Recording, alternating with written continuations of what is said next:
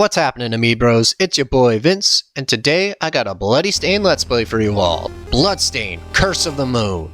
Originally a reward for backers on Kickstarter for the main course, Bloodstained Ritual of the Night, Curse of the Moon is seen as an appetizer meant to tide fans over until the main course, Ritual of the Night, released. And by blurring your eyes, you can see that the Bloodstained series borrows heavily from the Castlevania series, and while on the surface that may seem like Bloodstained lacks in its own original identity, I can assure you, at least for Curse of the Moon's sake, that this game does enough different that you could easily separate it from what it's inspired by, and I look forward to showing that off to you all today.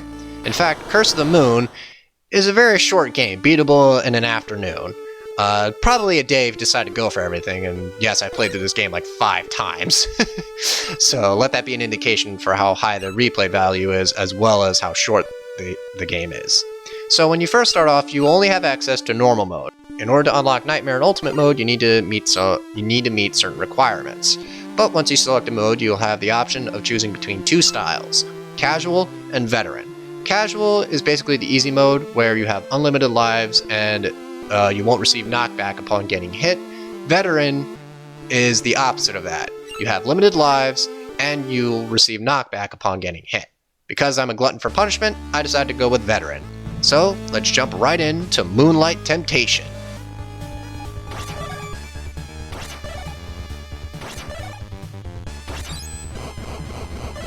We already saw the intro cutscene in the trailer, so I figured might as well just jump right into the first stage. And starting off with our titular character, Zangetsu. Zangetsu is a pretty well-rounded character, all things considered.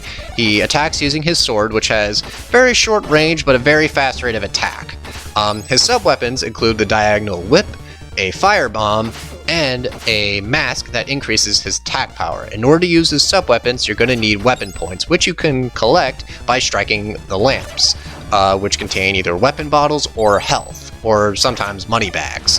Money bags you use to increase your score to gain extra lives. They're kind of worthless if you're playing in casual mode, but if you're playing in veteran mode, they can be pretty helpful. So in order to use sub-weapons, you do need weapon points. You can tell how many weapon points you have just by looking at the top right of the screen right there. And by striking the lamps, I got a weapon bottle right there. Weapon bottles come in 2 sizes. You have the small, which give you 1 weapon point, and you have the large, which give you 5 weapon points. If you want to switch out your sub-weapon, the lamps are colored differently. Purple lamps will always contain a sub-weapon for you to use unless you're playing a different character. I'll be getting more into that later down the road, but for right now, just know that if you want to switch out a sub-weapon, just strike a purple lamp and you can easily switch it out for something else. Hence what I did right there. Instead of having the diagonal whip, I now have the firebomb. Sub-weapons are very, very helpful. You definitely don't want to pass them up, and you always want to have the right one for the correct situation. I mean, the game is plenty playable if you don't have the right sub-weapon in a certain situation, but having the right sub-weapon can make your journey throughout Curse of the Moon a lot easier.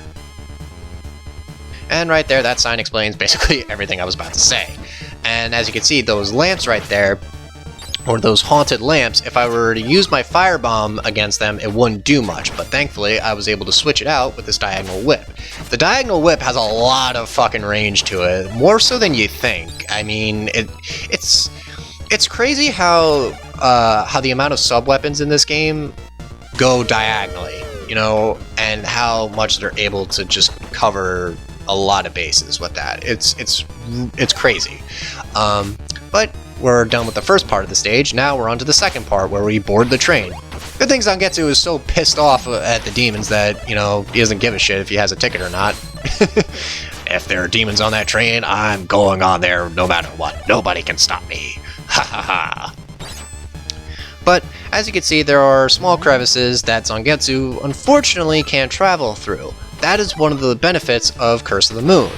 Curse of the Moon, at least the stages within this game, have multiple pathways.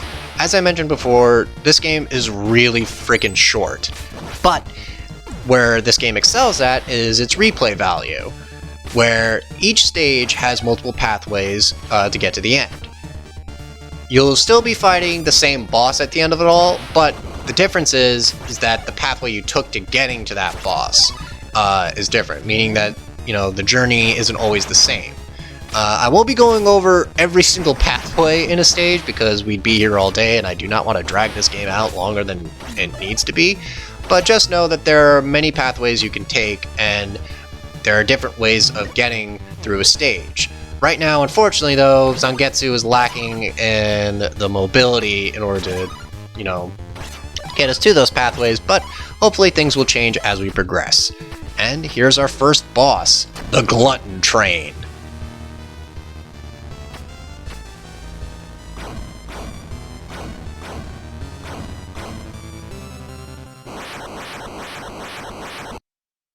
After that mighty impressive roar, the Glutton Train will start out by grabbing a pile of coal and bringing it towards him to fuel his furnace. This is your chance to attack his face, move back a little bit, and attack his face some more. The big thing with this fight is that you do not want to get greedy. If you get greedy, you will be taking damage. But once the Glutton Train fuels the furnace, he'll shoot fireballs from his back. Just move back and forth to avoid the fireballs, pay attention to where they're falling from, and you should be good. So yeah, just keep striking his face, and you've basically won this boss fight. Pretty simple boss, very easy, not at all challenging.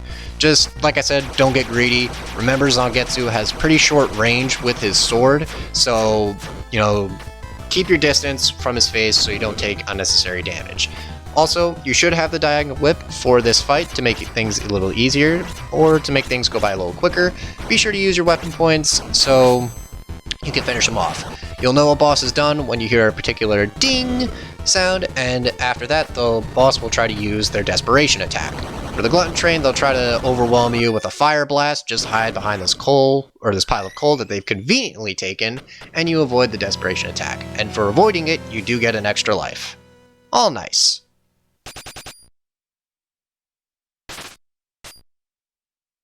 But it's not exactly over. As you saw, a purple orb flew out of the Glutton Train. Who is this individual?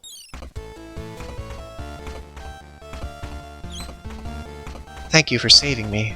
Was it the demon's power you used to seal that beast? You're a shardbinder. That power can summon forth demons at will. I cannot allow that. Wait! It is true that I am a shardbinder. However, I have sworn to be ever righteous in my command of this power. I refuse to be used for evil. Then show me the proof of that determination in battle. Miriam has become an ally. Yes, one thing that Curse of the Moon borrows from Castlevania 3 specifically is multiple characters for us to play as. However, unlike Castlevania 3, we can actually switch to these characters on the fly, or, well, no, you can do that in Castlevania 3. What I mean to say is, unlike Castlevania 3, Dracula's Curse, we can have multiple party members on hand. We don't just have to stick with Miriam and Miriam alone. Pretty fucking awesome addition, all things considered. Miriam has her own sets of skills that separate her from Zangetsu, but she largely plays the same. She can move left to right just like Zangetsu, she can attack, and she has her own form of sub-weapons. For Miriam's attacks, she utilizes her whip, which you use by pressing the Y button. She has a higher jump than Zangetsu by pressing the B button, and she can slide too. So those tiny crevices that we had a hard time getting through as Zangetsu, we can now get through as Miriam. Miriam, I feel, is the basis for this game's design, and you'll see what I mean as we progress through Stage 2, Frigid Hell, but I'll get more into that in a bit. For right now, Miriam has her own sub-weapons, which include a basic as fuck dagger, 3 daggers that she can fire diagonally and cover, again, they cover a wide range. Seriously, look at that. She has a big axe, which does an insane amount of damage. Seriously, this thing can chew through bosses' health like it's nothing. And her final weapon, or final sub-weapon, consists of a sickle that she can throw as a boomerang. And much like any boomerang, it'll come right back to her. Unfortunately, you don't gain back the weapon points you used for the sickle, but it's the thought that counts, I guess. But yeah, Miriam is pretty freaking cool. Her high jump basically ensures that you're going to get to higher pathways, and her whip attack covers a lot of range as far as length goes. Way better than Zangetsu's sword attack. However, A drawback to Miriam's whip attack is that it requires a lot of wind-up. So be sure to switch in between the two of them if things get dicey for you. Fortunately, Miriam does have her own health bar apart from Zangetsu. If Miriam takes a lot of damage, that damage is exclusive to Miriam. Zangetsu does not take those pot shots. They don't share one health bar, which that's pretty freaking good because Castlevania 3 did that and it was a fucking nightmare. It never made any sense to me. Why is it that Trevor Belmont doesn't take a single hit, but if Sypha takes a hit, he now shares the same health pool? That never made sense to me.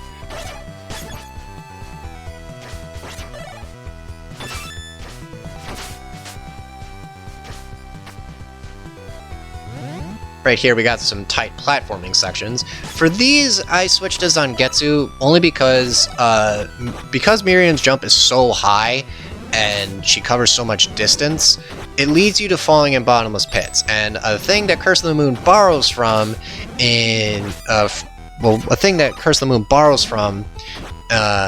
Castlevania series is that characters can't control their jumps in midair. Zangetsu technically can, but you need a mobility upgrade in order to do that. So pretty much, if Zangetsu, Miriam jump in a certain direction, they're going in that direction until they hit solid ground. That is a thing that is present in both casual and veteran mode, so don't think that you can just go to casual and control your jumps all willy-nilly. No, that is a deliberate design choice, and it's meant to incentivize you to either take risks or make sure things are in the clear before you decide to make a jump. You know, thankfully there are no leap of faith design choices here, so that's all well and good, but yeah, you can't control your jumps in midair, so be careful when you decide to jump and where you decide to jump to. And right there we can see Miriam's Roman sickle, or we can see Miriam's scythe at work here. Just eats through projectiles like it's nothing. Booyah! Fuck you, Archer. While Zangetsu and Miriam do have separate health bars, they do use the same weapon points. So keep that in mind as you progress through a stage. You don't want to use too many weapon points as one character and then, you know, screw yourself out of using a sub-weapon as another character. And right here, we have a weapon point upgrade. And unless we have Miriam, we cannot get that as Zangetsu. And there's plenty more upgrades that Miriam can get along the way with her abilities in mind. This is what I mean when I say that Curse of the Moon was originally designed with Miriam as the titular character before Zangetsu came into the developmental room and said, hey, what about me? Right here we have Big Axe. Big Axe is very, very helpful, as we'll soon see with our next upcoming boss. Up on that ceiling we have this annoying as fuck bat. Ugh. You don't think they're annoying now? Just wait till you're on platforms suspended above bottomless pits. Ugh. When they try to sweep you from the platform, especially if you're playing on veteran, they're really fucking annoying. But right here we have our next boss, Folklore. Folklore will start off the fight by firing a stream of bubbles. While he's doing this, he'll use his other hand to fire another stream to knock off the stalactites on the ceiling. Don't be under them when Folklore does this, otherwise you'll be taking some unnecessary damage. If you have Miriam, you can use her slide to get closer while avoiding Folklore's attacks. Remember, Miriam has longer reach thanks to her whip, so use her to your benefit for this fight. After Folklore finishes his attack, he'll attempt to rush you, clearing the bottom of the screen. And after this, 3 rocks will fall from the ceiling, followed by Folklore, who will then put up a bubble shield. You can easily get rid of the bubble shield by using Miriam's whip or Zangetsu's sword. I recommend Miriam's whip because, again, longer reach, plus the whip stays out for longer and it can eliminate more bubbles that way. Of course, Folklore will try to disperse the bubble shield that is no longer there, and this gives you a free opportunity to attack it. Once you defeat Folklore, or deplete all of his health, his desperation attack will have him leave the screen and attempt to run into you. You can dodge this by sliding under him with Miriam, and you'll get an extra life. And each time you dodge a desperation attack, you gain an extra life. Of course, I didn't dodge it because I suck at this game. But after defeating Folklore, we gain access to a new party member.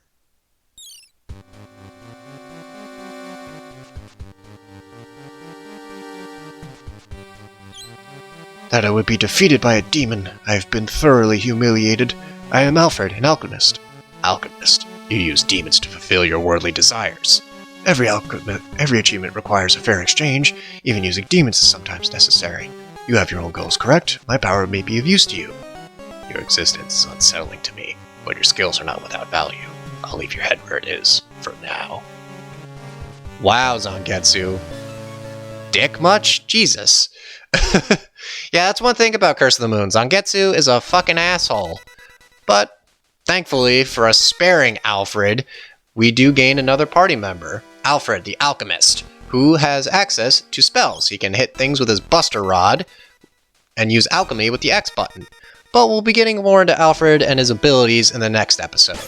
Next time on Bloodstained Curse of the Moon, we progress ever forward to our destination. See you guys then.